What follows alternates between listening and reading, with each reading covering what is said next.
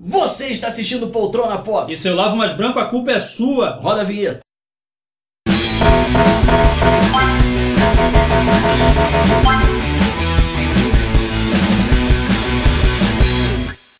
E o negócio é o seguinte, cara, que hoje no Poltrona Pop a gente vai lavar a roupa suja. E vai lavar mais branco, porque a polêmica tá envolvendo whitewashing, né?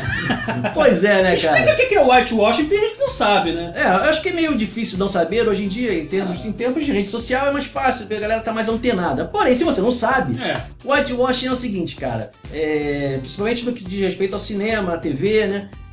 Quando você tem um personagem que ele tem uma origem e os americanos, quando fazem a sua versão daquela personagem, eles vão e americanizam o personagem, ou seja, eles embranquecem.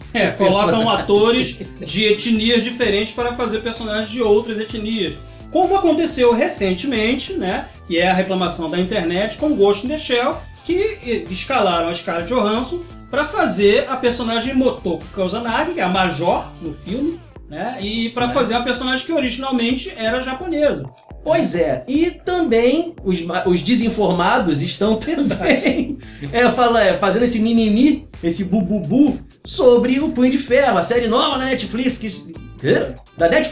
que estreou na semana retrasada, se não me engano, e que, poxa, não teve também um grande sucesso, e o pessoal tá dizendo que é por culpa do whitewashing. O que aconteceu recentemente relacionado ao Ghost in the Shell foi interessante porque um executivo da Paramount, né, deu uma declaração para um veículo gringo falando que o baixo sucesso na bilheteria deste filme se deu justamente por conta da reclamação, né, da galera, por conta da escalação da Scarlett Johansson. Né, e que isso teria repercutido de uma forma muito negativa em relação à recepção do filme. Só que eu acho que de repente você vai até concordar comigo, que tem um fator que é imprescindível para esse filme não estar sendo tão bem aceito quanto se esperava. Entendeu? Porque o filme está fazendo sucesso lá fora em dinheiro. Aqui no Brasil ele está começando, né? Estreou em pouco tempo, então ainda está começando, é muito cedo para dizer. Mas eu acho que o grande problema em relação à aceitação do filme é por ser ficção científica. Ficção científica tem uma resistência muito grande quando chega no cinema, se não for uma grande franquia, se não for uma coisa já estabelecida. E que às vezes, quando é a grande franquia, ela às vezes nem é chamada de ficção científica. Exatamente. Né? Também tem esse detalhe. Por exemplo, Star Wars, né? Tem gente que considera como fantasia. Eu até considero, mas tem elementos de ficção científica. Não, seria uma ficção científica fantástica, vamos dizer assim. Okay. Mas, cara, toda fantasia é ficção científica.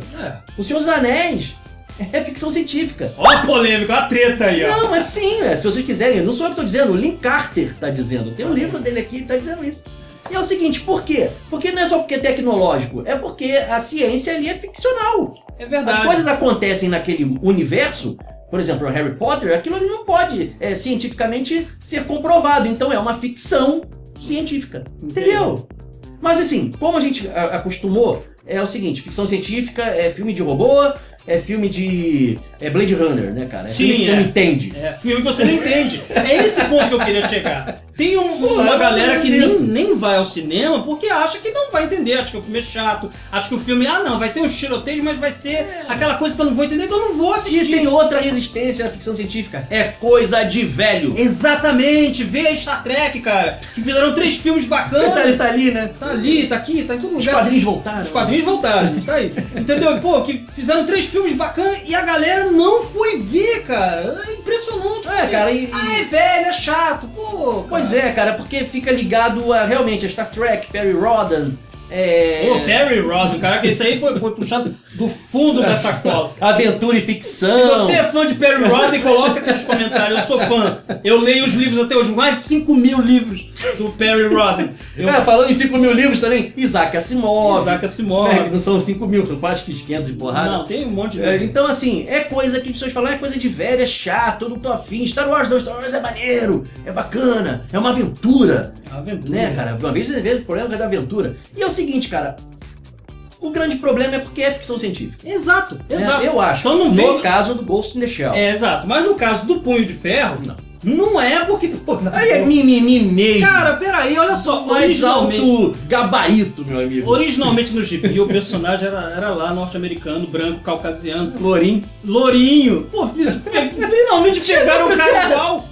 Estão reclamando do quê? Pegaram o cara igual, falaram, vamos botar lá e tal. Agora, se você quer questionar a qualidade da série, da história, entendeu? Se você quer questionar isso, aí mas a desculpa é de que não está funcionando porque o cara é branco. Pô, se tivesse colocado um japonês, seria melhor? Não, porque estaria errado. Porque o roteiro é ruim. Estaria acontecendo o contrário. Estaria acontecendo a yellow washing. Olha aí. Né? Como já aconteceu a black washing.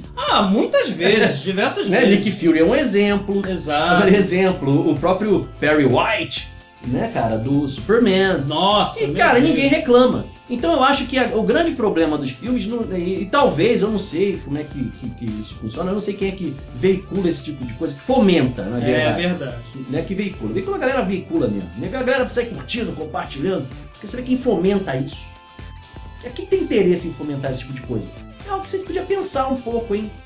Você acha? Eu sei lá, eu acho que eu vou mudar de assunto, porque eu acho que o mimimi aqui já foi pequeno, mas eu quero aumentar. Eu quero dobrar a meta. Entendeu? Por quê? Porque a Marvel também tá reclamando.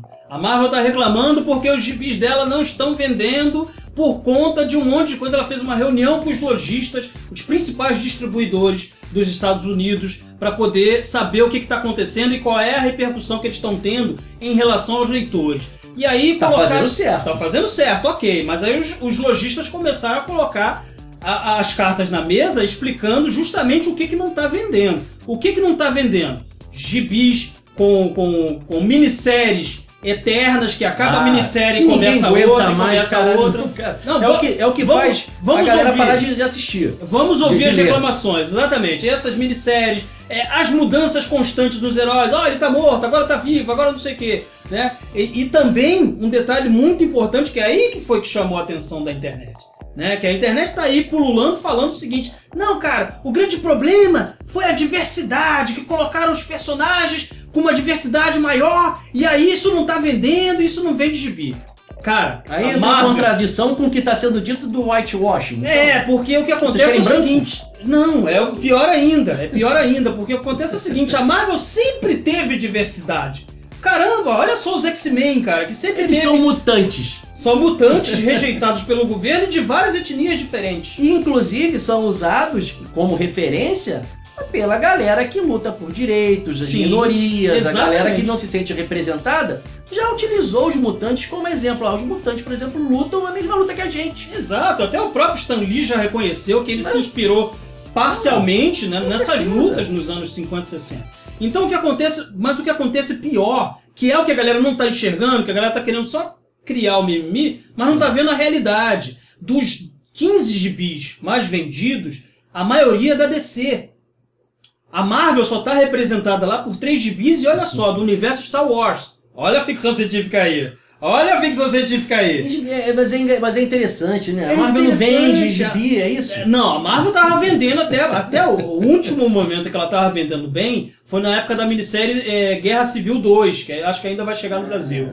Né? E tava vendendo bem, o pessoal tava acompanhando e tal, aquele negócio todo. Só que, infelizmente, todo mundo sabe disso, o pessoal que já leu o gibi lá fora, você sabe do que eu tô falando, a minissérie teve um final muito ruim, mal escrito, entendeu? Com aquele bilhão de gibi, 1 bilhão de gibis que você tem que ler para poder acompanhar a minissérie certinho. E aqui uma coisa que a gente até falou em um outro vídeo, né? Que às vezes você compra o gibi que tá ligado com aquela minissérie, é só um quadrinho que tá falando, o resto da história tem nada a ver. Entendeu? E antigamente ainda tinha aquele negócio do Super Aventurador, Lei San. Lei San.